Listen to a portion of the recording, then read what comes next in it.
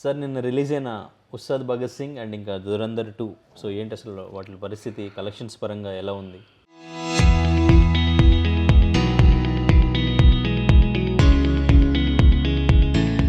నిన్న full day అయింది. దురంధర్ 2 అనేది ఎక్స్ట్రాడినరీ హిట్. 2000 crores చేస్తుందని ఎక్స్పెక్టేషన్ చేస్తున్నారు. తెలుగు రిలీజ్ కాలేదు, హిందీలో మాత్రం టోటల్గా ఎక్స్ట్రాడినరీ కలెక్షన్స్ ఉన్నాయి. తెలుగు ఇవాళ కూడా కాలేదు, ఏదో రేపు అంటున్నారు, రేపా మండే అవుతుందో తెలియదు మరి.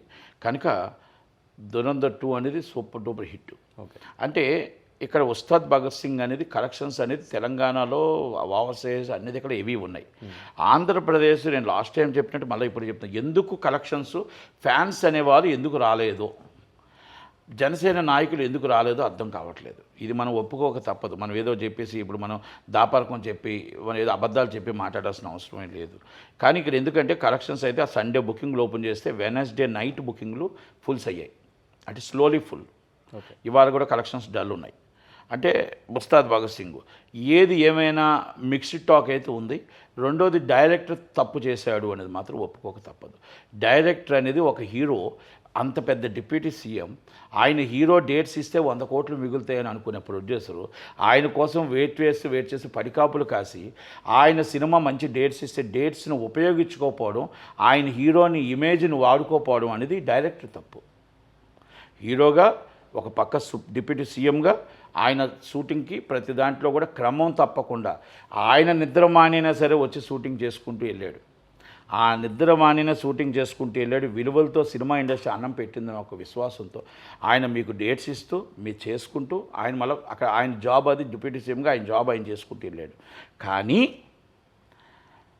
డైరెక్టర్ కరెక్ట్గా చేయలేదు అని మాత్రం మనం చెప్పగలుగుతాం. డైరెక్టర్ కరెక్ట్గా ట్రాకర్ చేయలేకపోయాడు. ప్రేక్షకుడికి అభిమానికి ఏం కావాలో పవన్ కళ్యాణ్ గారి దగ్గర గబ్బర్ సింగ్ దాంట్లో తీసుకొని చేయలేకపోయాడు అని ఒకటి. రెండోది, ఇప్పుడు పాత చింతకాయ పచ్చడి అన్నారు. ఇప్పుడున్న ట్రెండ్ ప్రకారం, ఇప్పుడున్న డైరెక్టర్స్ ప్రకారం, ఇప్పుడున్న ట్రెండ్ ప్రకారం ఆ ట్రెండ్లోకి తీసుకురాలేకపోయాడు. ఆయన ఇమేజ్ని వాడుకోలేకపోయాడు. 100 కోట్లు లాభంలో ఉండాల్సిన సినిమాని నాకు దాదాపు సోమవారం తెలుస్తుంది. ఎందుకంటే నిన్న 80 crores చేయాలి యాక్చువల్గా, ఇది గ్రాస్ రావాలా, కానీ 80 crores గ్రాస్ రాలేదు. ఏదో ఇంకా తెలియదు పూర్తిగా. కనుక ఏది ఏమైనా ముమ్మాటికి పవన్ కళ్యాణ్ గారిది ఇమేజ్ని తగ్గట్టుగా సినిమా చేయలేదని మాత్రం మనం ఒప్పుకోక తప్పదు. 100% డైరెక్టర్ ఫాల్ట్ అది. డైరెక్టర్ 100% డైరెక్టర్ దాన్ని ట్రాకల్ చేయలేకపోయాడు. హీరో గారి ఇమేజ్కి ఆయన ఇలా ఆయన సినిమా అంటే పడి చచ్చిపోతారు. ఆయన అంటే మొత్తం 4 రోజులు ఫుల్ అయిపోతుంది. ఆయన ఇమేజ్ వల్ల సినిమా ఫుల్ అవుతుంది తప్ప సినిమా డైరెక్టర్ వల్ల డ్రాబ్యాక్ అయింది. ఇంకొకటి, ఆయనకి నోట్లో టంగ్ స్లిప్ అయ్యి పక్క వాళ్ళని కూడా మాట్లాడుతూ ఉన్నాడు. ఇంకొకటి విషయం అంటే వైసీపీ వాళ్ళు ట్రోల్స్ ఎక్కువ చేయడం మొదలుపెట్టారు. ఎందుకంటే ఫ్లాప్ అని ట్రోల్స్ చేయడం మొదలుపెట్టారు. దాన్ని ఎదుర్కోవడానికి ఫ్యాన్స్కి ఎదుర్కోలేకపోతున్నారు. ఫ్లాప్ అనే ట్రోల్స్ ఎక్కువ వస్తున్నాయి. సినిమా బాగుందని చెప్పి చెప్పడానికి జనసేన వైసీపీ వాళ్ళు మాత్రం అంతగా ఎక్కడ కనబడట్లేదు. కనుక అవన్నీ డ్రాబ్యాక్ అయ్యాయి. జనాలు రావాలి అంటే ప్రేక్షకులు ముందు థియేటర్కి రావాలంటే ట్రోల్స్ ప్రతిసారి దేవరాగ్ కానీ అన్ని సినిమాలకు చేస్తూనే ఉంటారు. మండే నుంచి మనకు తెలుస్తుంది. కనుక ఏది ఏమైనా డైరెక్టర్ అనేవాడు సినిమాని కరెక్ట్గా చేయలేకపోయాడు. హీరో గారి డేట్స్ని కరెక్ట్గా వినియోగించుకోలేకపోయాడు. హీరో గారి ఇమేజ్ని కరెక్ట్గా వాడుకోలేకపోయాడు అని మాత్రం నేను చెప్పగలుగుతాను. కానీ సార్, మైత్రి మూవీ మేకర్స్ అంటే మొన్న ప్రెస్ మీట్లో కూడా చెప్పారు, ఎందుకు ఇక్కడ ప్రీమియర్స్ లేవు, టికెట్ హైక్స్ లేవు అంటే, వాళ్ళు లాస్ట్ మినిట్ రిక్వెస్ట్ పెట్టుకున్నాము, బట్ లాస్ట్ మినిట్లో కొంచెం టైం అనేది అటు ఇటు అయ్యింది, ఇంకా పర్మిషన్ లేట్ అయ్యేలా ఉందని చెప్పేసి మేము ఈ డెసిషన్ తీసుకున్నామని చెప్పేసి చెప్పారు. ఏం జరిగింది అంటే కావాలని డెసిషన్ అదే తెలంగాణలోని అంటే తెలంగాణలో సుప్రీంకోర్టు స్టే వచ్చింది. అది 90 days బిఫోర్ ఇవ్వాలని. ఆ సుప్రీంకోర్టు స్టే వచ్చిన తర్వాత కొంచెం ఇలా అప్లికేషన్ పెట్టుకోవడం కొంచెం లేట్ అయింది. హాలిడేస్ రావడం వల్ల కొంచెం కమ్యూనికేషన్ గ్యాప్ వల్ల జరిగింది. అందుకని నా అవసరం లేదు. నుంచి స్టే వచ్చిన తర్వాత కూడా వీళ్ళు తెలంగాణ గవర్నమెంట్కి మేము రిక్వెస్ట్ పెట్టాము, పెట్టిన తర్వాత డేట్ అంటే హాలిడేస్ ఒకటి రావడం, ఇవన్నీ కూడా కమ్యూనికేషన్ గ్యాప్ రావడం, ఇంకా గవర్నమెంట్ అసెంబ్లీ నడ్డం, ఇవన్నీ కూడా కొంచెం టెక్నికల్గా కొన్ని ప్రాబ్లమ్స్ రావడం వల్ల ఆటోమేటిక్గా సినిమా సేమ్ రేట్లతో రిలీజ్ చేసి సేమ్ రేట్లతో కూడా ఏం ప్రాబ్లం ఏం లేదు. ఎందుకంటే సేమ్ రేట్లు అంటే ఇక్కడ 275 రేట్ ఉంటుంది, అలాగే 175 ఉంటుంది. ఇక్కడ ఎప్పుడు హైప్ రేట్లు ఉంటాయి, అక్కడ తక్కువ రేటు ఉంటాయి. ఆంధ్ర అంటే 100 రూపాయల టికెట్ ఉంటుంది, 150 రూపాయల టికెట్ ఉంటుంది. కాబట్టి పెద్ద సినిమాకి సరిపోదు, కాబట్టి కంపల్సరీ అక్కడ రేట్లు కావాలి. ఇక్కడ రేట్లు అవసరం లేదు. ఆటోమేటిక్గా hype rate and 275, hype rate and 175 కనుక మనకి ఇక్కడ రేట్లు ఆటోమేటిక్గా కంఫర్టబులే. కాకపోతే ఇంకొంచెం పెంచితే బాగుంటుందని ఆలోచన తప్ప నిజంగా ప్రీమియర్ షోకి మాత్రం అవ్వలేదు. అక్కడ కూడా ప్రీమియర్ షో వేయలేదు, ఎందుకంటే ప్రీమియర్ షో అమావాస్య అడ్డు వచ్చిందని ప్రీమియర్ షో వేయలేదు. ఓకే, అమావాస్య అడ్డు వచ్చింది కాబట్టి ప్రీమియర్ షో వేయలేదని నాకు తెలిసింది సమాచారం. అంటే ఇప్పుడు ఒక స్టార్ హీరో సినిమా ప్రీమియర్స్ లేకుండా, టికెట్ హైక్స్ లేకుండా రిలీజ్ అవ్వడం అనేది ఈ మధ్య కాలంలో ఇదే మూవీతో స్టార్ట్ అయ్యింది. ఇది కంటిన్యూ అయ్యే అవకాశం ఏమైనా ఉందంటారా? మళ్ళీ టికెట్ రేట్లు ఇప్పుడు ఆంధ్రప్రదేశ్ తెలంగాణ రెండు దిక్కులు ఏమంటున్నారంటే ఇక్కడ రేట్ తక్కువ ఉంది కాబట్టి టికెట్స్ అన్నీ 1 అవర్లో ఫుల్ అయిపోయాయి. అక్కడ రేట్ 500 రూపాయలు పెట్టారు కాబట్టి 250 రూపాయలు పెట్టారు కాబట్టి టికెట్ ఫుల్ అవ్వలేదని కొంత కామెంట్స్ వస్తున్నాయి. అలాగే అక్కడ రేటు కూడా ఏం పెద్దగా పెట్టలేదు, 500 రూపాయలు పెట్టారు. 1000 రూపాయలు ఓజీకి ఒక టికెట్ దొరకలేదు, మరి అదే 300 రూపాయల టికెట్కి ఒక టికెట్ దొరకలేదు. కనుక ఇప్పుడు అభిమానులే చూస్తారండి ఫస్ట్. ఇప్పుడు మన పవన్ కళ్యాణ్ గారు అన్నట్టు ఈ 10 రోజులు చూసేది అభిమానులే. ఈ అభిమానులు మరి ఎందుకు వెళ్ళలేదు? జనసేన నాయకులు ఎందుకు వెళ్ళలేదు? లోకల్ జనసేన నాయకులు వెళ్ళకపోతేప్పటికి వైసీపీ వాళ్ళు ఏం పెట్టుకున్నారు?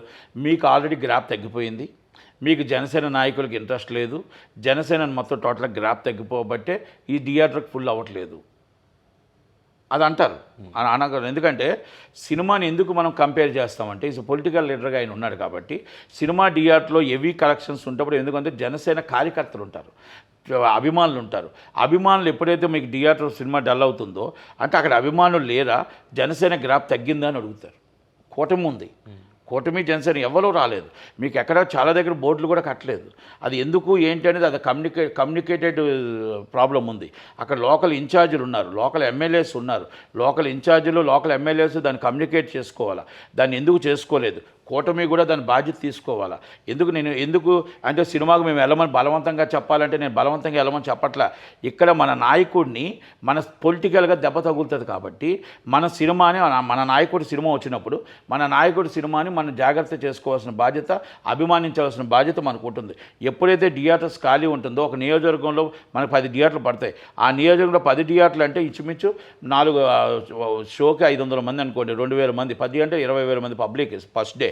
20,000 మంది పబ్లిక్ ఎప్పుడైతే రాలేదో అంటే జనసేన గ్రాఫ్ తగ్గింది అంటారు. ఇవన్నీ వాస్తవాలు మాట్లాడాలి, మనం ఏదో అబద్ధాలు మాట్లాడడం కాదు. కనుక అది జనసేన ఇన్ఛార్జీలు తప్పు ఉంది, జనసేన నాయకులు తప్పు ఉంది, అభిమానులు కరెక్ట్గా వాళ్ళు కమ్యూనికేట్ చేసుకోవడంలో తప్పు జరిగి ఉంది. ఇవన్నీ కూడా అన్ని దిక్కులా కూడా జరిగాయి. ఇదేదో మనం మామూలుగా మాట్లాడలే, కామెంట్స్ చేసిన వాళ్ళతో కూడా ఇదంతా ఉన్నాయి. అయితే ఎదుటి వాళ్ళకి మీరు అపోజిషన్కి ఛాన్స్ ఇచ్చారు అంటాను నేను. మీరు వైసీపీకి ఛాన్స్ ఇచ్చారు, ఆ ఛాన్స్ మీరు ఇవ్వకుండా ఉండాల్సింది. ఎందుకంటే మీ నాయకుడి డిప్యూటీ సీఎం, మీ నాయకుడు is already powerful, is 100% seat winnowing is hero, winnowing hero. అంటే మీకు ఇక్కడ రెండు కలిపి పొలిటికల్ ఈజ్ రెండు కలిపి చూస్తారు సినిమా ఇండస్ట్రీ. మీరు సినిమాకి రావాలా, సినిమా చూడాలని అనట్లా, ప్రజలు చూడాలా వద్దనేది ఆలిష్టం. కానీ మన కార్యకర్తగా మన నాయకుడి సినిమా మనం తప్పనిసరి చూడాలి. ఎందుకు చూడాలంటే ఇప్పుడు ఈ పొలిటికల్గా ఈ సెటైర్లు మనకి అపోజిషన్ పడతాయి కాబట్టి, మన నాయకుడిగా ఉన్నాం కాబట్టి. నాయకుడు అంటే కార్యకర్త డబ్బు రాకపోవచ్చు, నాయకుల దగ్గర ఉంటాయిగా. మన నాయకుడు లీడ్ చేస్తాంగా, సర్పంచుల దగ్గర ఉంటాయి, జడ్పీటీసీల దగ్గర ఉంటాయి, ఎంపీటీసీల దగ్గర ఉంటాయి, ఎక్స్ ఎమ్మెల్యేల దగ్గర ఉంటాయి, ఎక్స్ ఇన్ఛార్జీల దగ్గర ఉంటాయి, మామూలు ఇన్ఛార్జీల దగ్గర ఉంటాయి, ఎమ్మెల్యేల దగ్గర ఉంటాయి, ఎంపీల దగ్గర ఉంటాయి. అంటే ఇవన్నీ నేను ఎందుకు చెప్పుకొచ్చానంటే కాప్ కమ్యూనిటీ ఏమైనా దూరం అయిందా, అది కూడా కామెంట్స్ జరుగుతున్నాయి. ఓకే, ఇవన్నీ మనం ప్రతిపక్షానికి ఛాన్స్ ఇచ్చిన వాళ్ళం అవుతున్నాం. నేను ఇది మన ఓజీ కోసం మాట్లాడలేదుగా, ఓకే, అంటే ఇప్పుడు మనం హరిహర్ వీరమల కోసం మాట్లాడలేదుగా. హరిహర్ ఈ సినిమా కోసం ఎందుకు మాట్లాడుతున్నాం? ఫ్లాప్ హిట్ అనేది మన మండే తెలుస్తుంది, ఇవాళ కాదు. ఫస్ట్ డే ఓపెనింగ్ ఎందుకు డల్ ఉంది ఆంధ్రప్రదేశ్. మరి తెలంగాణలో ఆయనకి ఏముంది క్యాడరు? ఇప్పుడు తెలంగాణలో తక్కువ ఉన్న పవన్ కళ్యాణ్ గారు ఈరోజు టాప్ 1 అవర్లో ఫుల్ అయిపోయింది. ఆయన ఓవర్ సైజ్లో ఏముంది? అక్కడ వార్ జరుగుతున్న ఫుల్స్ అయిపోయాయి ఆల్రెడీ. మొత్తం టోటల్గా మనం తమిళనాడులో ఫుల్ అయింది, కర్ణాటక హెవీ రిటర్న్స్ అయింది. మన గవర్నమెంట్ ఉండి మన రాష్ట్ర డిప్యూటీ సీఎం అయ్యి మన హీరోకి ఎందుకు డల్ ఉంది? సండే ఓపెన్ అయితే బుకింగ్లు వెనస్డే ఈవినింగ్ దాకా ఎందుకు డల్ ఉంది అనేది నేను దాన్ని ప్రశ్నిస్తున్నాను. ఇది నా ప్రశ్న కాదు, ఇది ప్రతిపక్షాలు వేస్తున్న ప్రశ్నకి మనం దాన్ని ఎలా కౌంటర్ చేసుకోవాలి. ఎలా ఎక్కడ కమ్యూనికేట్ జరిగింది అనేది మనం నెక్స్ట్ జరగకుండా చూసుకోగలగాలి. మన నాయకుడికి ఇబ్బంది కలగకుండా అపోజిషన్కి ఆ ఛాన్స్ ఇవ్వకుండా చూసుకోగలగాల్సిన బాధ్యత మన మీద ఉంది. ఓకే, అంటే ఇప్పుడు ఓజీకి ఉస్తాద్ భగత్ సింగ్ రిలీజ్కి మధ్యలో ఏదైనా జరిగింది పొలిటికల్గా అని మీరు అనుకుంటున్నారా? లేదు అంటే అది విశ్లేషించాలి, డిసైడ్ చేసింది విశ్లేషించాలి. అది విశ్లేషించి ఎలా జరిగింది, ఎందుకు జరిగింది అనేది కూడా మనం ఆలోచించాలి. విశ్లేషణ కంపల్సరీ చేసుకోవాల్సిన బాధ్యత ఉంది. దాంట్లోనే మనం అంటే కార్యకర్తలైనా ఎంత ఎవరు అదే ఎక్కడ ఎందుకో జరిగింది కంటెంట్ మీద ఒక అందుకే hype లేకపోతే కాదు కంటెంట్ బాగుందా లేదా మన వాళ్ళు చెప్పగలమండి. కంటెంట్ బాగుందా లేదా అనేది మన సినిమా రిలీజ్ అయితే చెప్పగలం. అంటే ముందే మన దేవుడు ముందు నుంచి ఇప్పుడు ఓజీ గురించి మాట్లాడితే ఓజీ కోసం ముందు నుంచే వెయిట్ చేశారు. ఫస్ట్ గ్లిమ్స్ నుంచి పోస్టర్ నుంచి ప్రతిదీ ఒక హైప్ క్రియేట్ చేయగలిగిందంటే అది చేసిందంటారు ఉస్తాద్. ఏమంటే ఒకటండి, ఉస్తాద్ దాంట్లో పవన్ కళ్యాణ్ గారు ఉన్నారు, is a deputy CM and Janasena leader and is అభిమానులు ప్రాణం పెట్టే అభిమానులు. ఓకే, బ్లైండ్గా వెళ్ళిపోవాలంటారు. ప్రాణం పెట్టే అభిమానులు. ఒక లేడీస్ కొంతమంది నాకు మనం చెప్పారు, నాకేమైనా జరిగితే నా పిల్లల్ని పెంచడానికి నేను పవన్ కళ్యాణ్ గారికి అప్పచెప్పేస్తాను అన్నారు. అంటే మా అన్న అంటే మాకు అంత ప్రాణం అన్నారు. అంటే ఎంత గ్రేట్ఫుల్ మాట చూడండి, ఎంత గ్రేట్ఫుల్. నా దగ్గర అన్నారు ఆ మాట. ఓకే, నాకు కానీ హస్బెండ్ కానీ ఏం జరిగితే నా పిల్లల పెంపకం అన్నకు అప్పచెప్తూ ఉన్నారు. అంటే ఆయన తప్ప ఇంకొకరు లేరు, ఆయనే మాకు దైవం, ఆయనే మా దేవుడు అన్నారు. అంటే అంత పిచ్చోళ్ళు ఉన్నారు ఆయన అంటే. అలాంటిది మరి ఇక్కడ ఇప్పుడు ఏమవుతుందంటే అపోజిషన్ మనం లీడ్ ఇచ్చినట్టు ఉంటుందా లేదా చెప్పండి. ఇక్కడ విశ్లేషించాల్సిన బాధ్యత ఉంది. ఎక్కడ ఈ కమ్యూనికేట్ వచ్చి తేడా వచ్చిందో అది మనం చూసుకోవాలి. ఎందుకంటే అభిమానులకి జనసేన నాయకులకి గ్యాప్ వస్తుంది.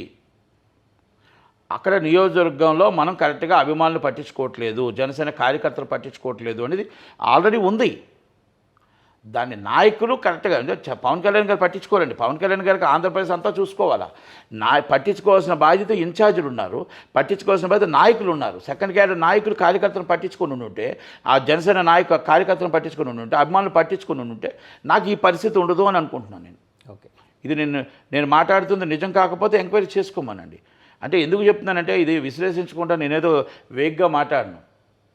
నేను కొన్నిదల ఫ్యామిలీకి వేరే అభిమాని, కొన్నిదల ఫ్యామిలీకి అభిమాని.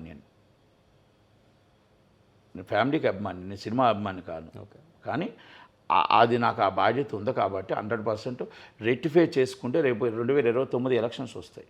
ఎలక్షన్స్లో మన నాయకుడు సీఎం అవ్వాలని కోరుకోవాలా, మన నాయకుడు సీఎంని ఎలా చేయాలో కోరుకోవాలా.